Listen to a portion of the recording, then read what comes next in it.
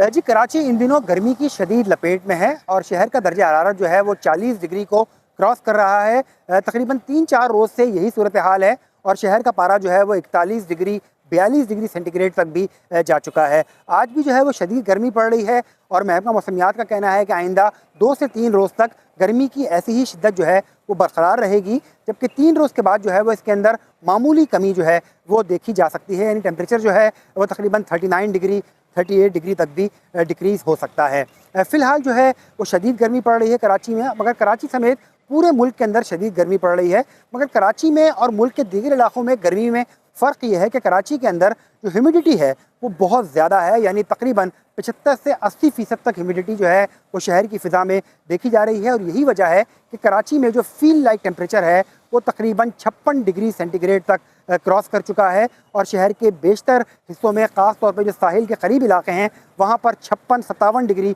Centigrade तक भी note किया गया है, जबकि आम जो दीगर इलाके हैं वहाँ पर जो है वो तकरीबन 55 से लेकर 56 डिग्री 54 डिग्री के करीब टेम्परेचर जो है वो फील लाइक महसूस किया जा रहा है। फील लाइक टेम्परेचर वो टेम्परेचर है जिसके अंदर दीगर मौसम के अवामिल भी शामिल होते हैं, यानी गर्मी बेशक जो है वो 40 डिग्री सेंटीग्रेड हो, मगर क्योंकि हवा में नमी का तनासुब जो है जैसा कि मैंने बताया है कि 75 से 80% क्रॉस कर जाता है और यही वजह है कि पसीना जो है वो रुकता नहीं है, पसीना मुसलसल बहता रहता है और यही जो है वो तिब्बी अवारिस का बाइस भी बनता है लोगों के अंदर। इससे लोगों की डेथ्स भी होती हैं और अस्पतालों के अंदर जो गर्मी से मुतासरा लोग हैं उनकी तादाद में भी इजाफा जो है वो देखने में आता है। जो फील लाइक टेम्परेचर की मैं बात कर रहा हूँ इसके अंदर बहुत सारे मौसमी अवामिल डिपेंड करते हैं, यानी अगर विंड ज़्यादा है तो भी फील लाइक टेम्परेचर कम महसूस होता है, मगर क्योंकि समंदरी हवाएं जो हैं वो बंद हो चुकी हैं, क्योंकि बहिरा अरब के अंदर हवा का कम दबाव जो है वो इस टाइम पर शिद्दत अख्तियार कर रहा है और भारतीय गुजरात के अंदर भी कुछ ऐसी ही सूरत हाल है, लिहाजा उसका इम्पैक्ट जो है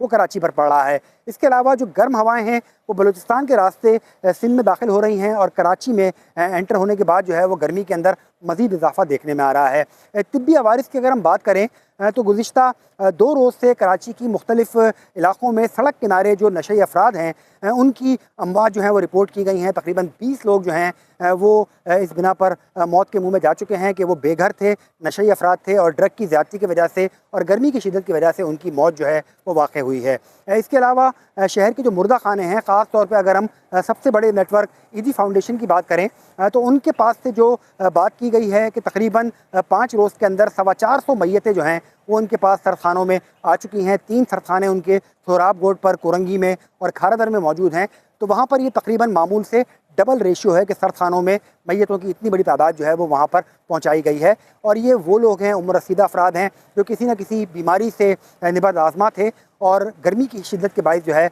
वो उनकी मुमकिन तौर पर मौत हुई है, तो मौत का रेशियो भी डबल हो चुका है। और 2015 के बाद जब हीट वेव आई थी कराची में तो तकरीबन 1200 से लेकर 1500 लोग जो है वो हीट वेव के बायस से मुबैना तौर पर हलाक हुए थे। तो उसके बाद ये सूरत हाल जो है ये दूसरी बार तकरीबन 8-9 साल के बाद अब दोबारा देखी जा रही है कि कराची में गर्मी से लोगों की अमवात हो रही हैं। माहिरीन सेहत भी इस हवाले से यही कह रहे हैं कि जितना हो सके ख़ास तौर पे दोपहर 11 से लेकर और दोपहर 3-4 बजे तक जो है उस सूरज को अवॉइड किया जाए और धूप में ना निकला जाए और अगर निकलना ज़रूरी हो तो उसके लिए कोई साहिबान का इंतज़ाम जो है वो लाजमी तौर पे किया जाए। इसके अलावा पानी का इंटेक जो है वो बहुत ज़्यादा जो है वो बढ़ा दिया जाए, मामूल से ज़्यादा पानी जो है वो इस्तेमाल किया जाए। दीगर मशरूबात जिसके अंदर नमकियात शामिल हों ख़ास तौर पे वो दी जाए। मेरे हुलिये से भी आपको अंदाज़ा हो रहा होगा कि गर्मी कितनी ज़्यादा है कि 2 मिनट यहाँ पर अगर हम धूप में खड़े हुए हैं तो पसीने से इस वक्त जो है वो बुरा हाल हो चुका है और कराची के बेशतर शहरियों का हम देख रहे हैं कि ऐसा ही कुछ हाल हमें दिखाई दे रहा है। तो गर्मी के बारे में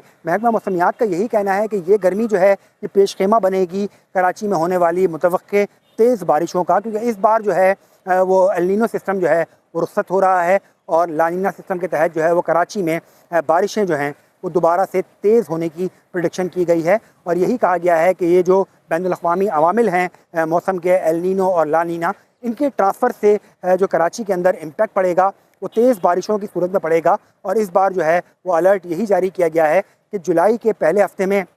कराची में मुमकिन तौर पर मानसून की बारिशों का आगाज़ हो सकता है, जो कि प्रोलॉन्ग होगा तकरीबन 3 महीने तक और सितंबर के वस्त तक या सितंबर के आखिर तक कराची में वक्फे से तेज़ बारिशें जो हैं वो रिकॉर्ड की जाएंगी। इसकी मिसाल जो है महकमा मौसमियात की जानिब से यही दी गई है कि गुज़िश्ता जो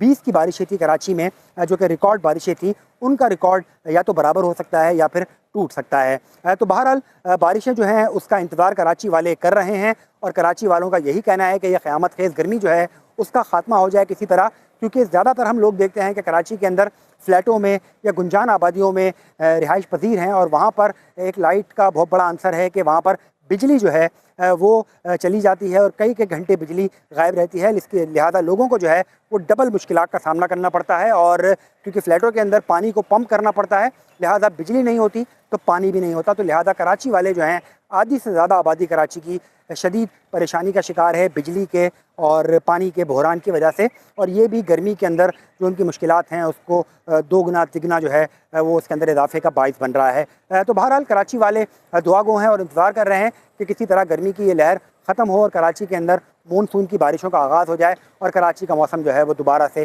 खुशगवार हो जाए।